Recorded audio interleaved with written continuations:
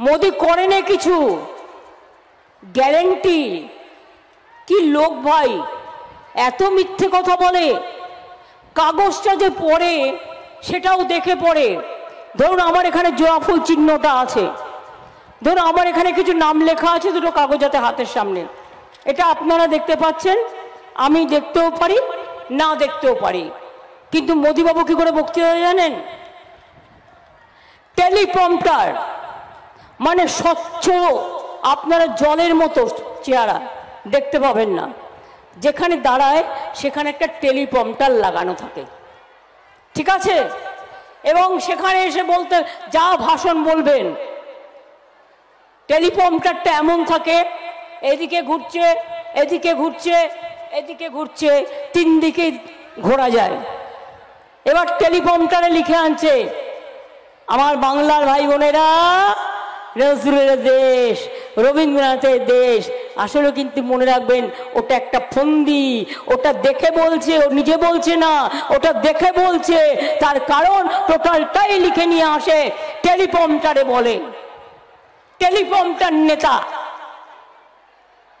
যে দেশে 2 কোটি লোকের চাকরি দিয়ে বলে একটা লোককে চাকরি দেয়নি, উপরন্ত চাকরি খেকো ভাজপা 26,000 টিচারের চাকরি খেয়ে নিয়েছে।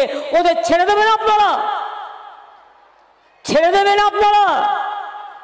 আমার তো 10 লক্ষ চাকরি রাজ্য সরকারে পড়ে আছে, আমরা দিতে গেলেই কোনো না কোনো এজেন্সিকে দিয়ে ফলস মামলা তৈরি করে বা কিছু একটা করে সব কিছু বাধা দেওয়া হচ্ছে। চাকরি দেওয়ার ক্ষমতা নেই, চাকরি কেড়ে নিচ্ছে, অর্থাৎ ভাত দেওয়ার ক্ষমতা নেই, কিল মারার গোসাই। এই পার্টিকে বিশ্বাস করেন? আর ওদের হয়ে পথে নেমেছে বাংলায়। আমি সারা রাত দেশের কথা বলবো না, ওখানে ইন্ডিয়ার সাথে আমরা আছি, কিন্তু বাংলায় নেই। বাংলায় সিপিএম আর কংগ্রেস জোট বেঁধেছে।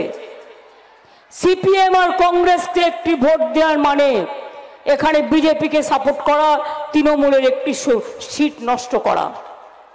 বাংলায় দয়া করে আপনার ভোট ভাগ হতে দেবেন না, দয়া করে ভোট কাটাকাটি করবেন না, দয়া করে আপনার ভোটটা এত কষ্ট করে এসছেন আপনারা তৃণমূল কংগ্রেসকে দেবেন, যাতে তৃণমূল কংগ্রেস যত সংখ্যা বাড়বে মোদি তত হারবে, যত সংখ্যা বাড়বে মোদি তত হারবে।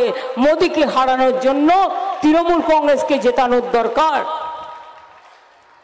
সারা ভারতবর্ষের সবাই বলছে মানুষ কাঁদছে আর মোদি হাসছে, মানুষ গরমে জ্বলছে আর বিজেপি হাসছে, মানুষের ঘরে চাকরি নেই আর বিজেপির হাজার হাজার কোটি টাকা দিয়ে প্রচার চালানো হচ্ছে। তাই এবার নির্বাচনে বদলাতে হবে, পাল্টাতে হবে। চলো যাই বদলাই, চলো যাই পাল্টাই, চলো যাই।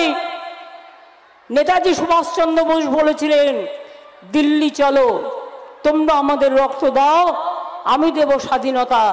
আজকে নেতাজিকে ভুলিয়ে দিয়েছে, গান্ধীজিকে ভুলিয়ে দিয়েছে, আম্বেদকরকে ভুলিয়ে দিয়েছে, বিরসা মুন্ডাকে ভুলিয়ে দিয়েছে, নজরুলকে ভুলিয়ে দিয়েছে, যা ইচ্ছে তাই করে যাচ্ছে। আর আগামী দিন যদি বিজেপি আসে একটা লোকও তার অধিকার পাবে না।